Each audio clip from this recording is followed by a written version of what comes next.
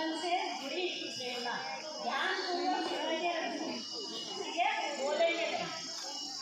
मैं मैडम लोगों से भी अनुरोध करूँगी कि एक बार उनके जीवन की जो प्रेरणा है अपने जीवन में आत्मसात करेंगे, ठीक है। तो आदरणीय प्रधानाचार्य महोदया, मेरी शिक्षिका, बड़ी और छोटी बहनें, मेरे कार्यालय स्टाफ, प्यारे बच्चे, आज शास्त्री जी के बारे में मैं उनसे जुड़ी हुई कुछ प्रेरणादायक जो प्रसंग है उसको मैं यहाँ पर बोलना चाहती हूँ। उनका जन्म 1904 में 2 अक्टूबर 1904 में ये शारदा प्रसाद श्रीवास्तव के घर में एक साधारण परिवार में हुआ था, मुगल सराय में। तो उनकी माता का नाम राम दुलारी था और 1928 में उनका विवाह ललिता शास्त्री जी से हुआ था। तो उनके 2 लड़कियां और 4 लड़के पैदा हुए। जब ये छोटे थे 18 साल की उम्र के, तो इनके पिताजी जो थे प्राइमरी में शिक्षक थे, तो उनका क्या हुआ था, देहांत हो गया। तो ऐसे घर की रोजी रोटी नहीं चल रही। तो उनकी माताजी अपने बच्चों को लेकर के अपने मायके चले गए और वहीं पर शास्त्री जी का क्या हुआ, पालन पोषण हुआ और वहीं से उनकी प्रारंभिक शिक्षा पूरी हुई। और उसके बाद वो हरिश्चंद्र इंद्र कॉलेज में उन्होंने दाखिला लिया, लेकिन घर की स्थिति अच्छी नहीं थी। तो गरीबी में उनका दिन कट रहे थे, तो उनके पास टिकट नहीं हुआ करता था नाव में आने की। नाव चलती थी गंगा से, तो वो क्या करते थे, अपनी धूप और धोती एक गीली न हो जाए, ये ऐसा सोच करके वो सिर में रख करके वो तैर करके इतनी दूर कॉलेज जाते थे। तो वो समय से नहीं पहुंच पाते थे क्योंकि बहुत दूर था ना, 7 मील दूर था।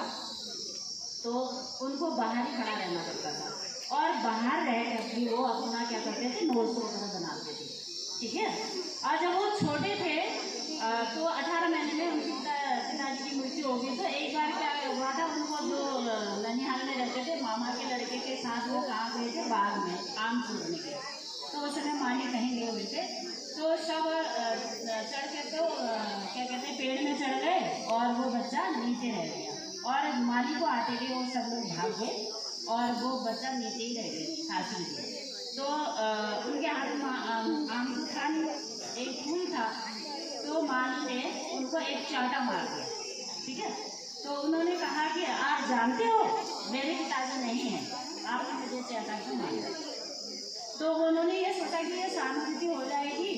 तो उन्होंने कहा, बेटा चोरी तो चोरी है, चाहे आम हो चाहे तुमने फूल चोरा ना, वो भी तो चोरी है, तुम अपने जीवन में अच्छा काम क्यों नहीं कर सकते। तो तब से शास्त्री जी के मन में उससे एक बहुत बड़ी प्रेरणा मिली, जो आगे चल करके वो उनके जीवन में उन्होंने अमल किया। और दूसरा है, जब शास्त्री जी जो थे हरिश्चंद्र के बाद वो कॉलेज में गए, तो वहाँ पर वाराणसी में काशी विद्यापीठ से उनको स्नातक की डिग्री मिली, ठीक है। तो जाति सूचक होने के कारण श्रीवास्तव से हटाकर उन्होंने शास्त्री जी की उपाधि मिली। तो अपने नाम के आगे उन्होंने क्या लगाया, शास्त्री जी लगाया। तो तब से लाल बहादुर शास्त्री के नाम से जाना जाता है। तो जब ये गांधी जी के संपर्क में, नेहरू जी के संपर्क में आए पढ़ने से, तो उनमें ये देशभक्ति का रंग ऐसा चढ़ गया, तो उन्होंने अपने जीवन में पूरा जीवन देशभक्ति में ही लगा दिया। तो जब ये गांधी जी का जब ये स्वतंत्रता की लड़ाई चली थी, तो उन्होंने 1927 में असहयोग आंदोलन और 1930 में नमक सत्याग्रह और 1942 में उन्होंने भारत छोड़ो आंदोलन जैसे आंदोलन में सक्रिय रूप से प्रतिभाग किया। और इस कारण उनको 7 बार जेल हुई और 9 साल तक वो जेल में रहे। जब वो जेल में रहे थे, तब उनके जो एक लड़की थी, तो वो लड़की बहुत बीमार थी। ये मेरे भाषण को सुनिए आप। तो जब लड़की बीमार थी, तो उन्होंने जेलर को पत्र लिखा कि मैं अपनी लड़की को मिलना चाहता हूँ, तो 15 दिन की मुझे छुट्टी दे दीजिए।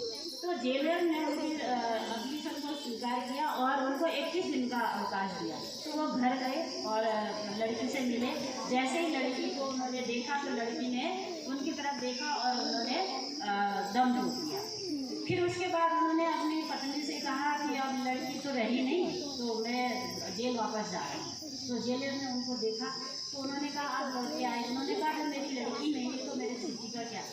उन्होंने कहा था कि 21 दिन आप रह सकते हो। उन्होंने कहा नहीं मेरी लड़की नहीं, मैं वापस आ गया। तो जेलर उनको देख करके बहुत अचंभित रहे। तो यही था कि लाला लाजपत राय जी ने एक जो है सर्वेंट ऑफ सोसाइटी की स्थापना की थी। वो जो स्वतंत्रता के आंदोलन में प्रतिभाग करते थे, उनके परिवार के खर्चे के लिए वो प्रतिमाह 50 रुपया दिया करते थे। तो जब शास्त्री जी जेल में थे तो उन्होंने अपनी पत्नी को पत्र लिखा। तो उन्होंने कहा ललिता, क्या हर महीने तुमको 50 रुपये मिलते हैं सोसाइटी से? उन्होंने कहा हाँ मिलते हैं। तो क्या तुम इसमें घर का खर्चा चला लेती हो? उसने कहा हाँ बिल्कुल, मैं तो 40 रुपये में चलाती हूँ और 10 रुपये बचाती हूँ। उन्होंने तुरंत सोसाइटी को पत्र लिखा और उन्होंने कहा कि मेरा घर का खर्चा 40 रुपये में चल जाता है, तो 10 रुपया आप गरीबों के लिए जहाँ ज़रूरत है उसको दे दीजिए। उन्होंने चिट्ठी लिख करके। ये हमारे देश के महान विभूति थी। और एक बार क्या हुआ, जब वो अपने लड़के सेंट कोलंबस स्कूल में उनका लड़का पढ़ता था, क्या अनिल शास्त्री, तो उनके कॉलेज में वो गए। तो उस समय वो प्रधानमंत्री हुआ करते थे। तो जब प्रबंधक ने देखा कि शास्त्री जी आ रहे हैं तो उन्होंने कहा कि आपने इतना कष्ट क्यों किया, हम उसको मार्गशीट हम घर ही पहुँचा देते। तब उन्होंने क्या कहा, मैं पहले बाप हूँ, तब देश का प्रधानमंत्री, मैं क्यों और आ सकते तो मैं क्यों नहीं आ सकता। वो सीढ़ी चढ़ करके वो लेने के लिए गए थे। और उसके बाद ये सक्रिय रूप से जब 27 मई 1964 को देश के प्रधानमंत्री बने नेहरू जी के बाद, तो उन्होंने देश की बागडोर संभाली। तब उस समय जो पाकिस्तान में अयूब खान वो थे प्रधानमंत्री, उन्होंने सोचा कि पहले तो नेहरू जी तो बड़े व्यक्तित्व के धनी थे, उनसे बात करना ठीक था, ये तो छोटे कतरे हैं, इनसे क्या बात करें। और जब 1965 में, ठीक है, 1965 में अघोषित लड़ाई कर दी पाकिस्तान ने, तो उस समय शास्त्री जी के कद को देख करके उन्होंने भी लोहा मान लिया और उन्होंने पूरी सेना को छूट दे दी कि आप जैसा चाहते हैं देश हित में वैसा कार्य करें। उन्होंने सेना को ही दे दिया। तो उनको मुंह की खानी पड़ी। लाहौर तक पूरा बहुत सारे क्षेत्र उन्होंने जीत लिया और ये प्रधानमंत्री था। उससे पहले वो क्या हुआ करते थे, पुलिस मिनिस्टर थे। जब पुलिस मिनिस्टर थे तो जो हड़ताल करते थे तो उन पर लाठीचार्ज हुआ करता था। तो उन्होंने लाठीचार्ज के बदले पानी की बौछार किया। तो तब से आज तक जो हड़ताल में पानी की बौछार होती है उनके समय पर हुआ था। और उसके बाद जब वो 1954 के करीब रेल मंत्री बने तो बहुत बड़ी दुर्घटना हो गई थी। तो उन्होंने अपना उससे सुप्त होकर के इस्तीफा देना चाहा तो नेहरू जी ने उसका इस्तीफा स्वीकार नहीं किया। जब 1956 में दोबारा रेल दुर्घटना हुई, 150 से ज़्यादा लोग हताहत हुए, तो उन्होंने इस्तीफा दिया। तो उन्होंने नेहरू जी ने संसद में उनका इस्तीफा तब स्वीकार किया था।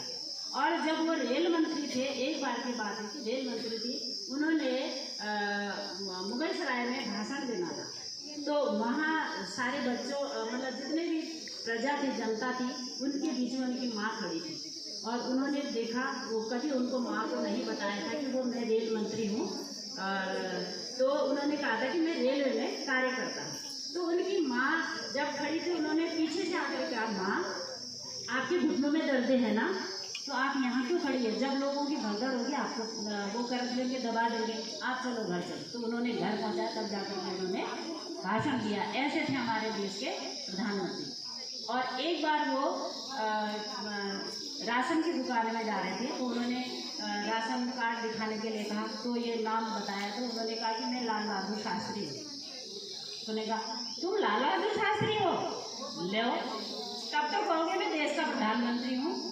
तो लाला ने मतलब उपहास किया। तो उन्होंने कहा हाँ मैं देश का प्रधानमंत्री हूँ। तो केरोसिन लेने के लिए गए थे। तो जब उन्होंने तेल भरा और दूसरे ने भी ठहाका लगा करके, जो राशन भर रहा था उसने भी ठहाका लगाया, तब उनके बॉडीगार्ड और जर्किन को लेने के लिए आए।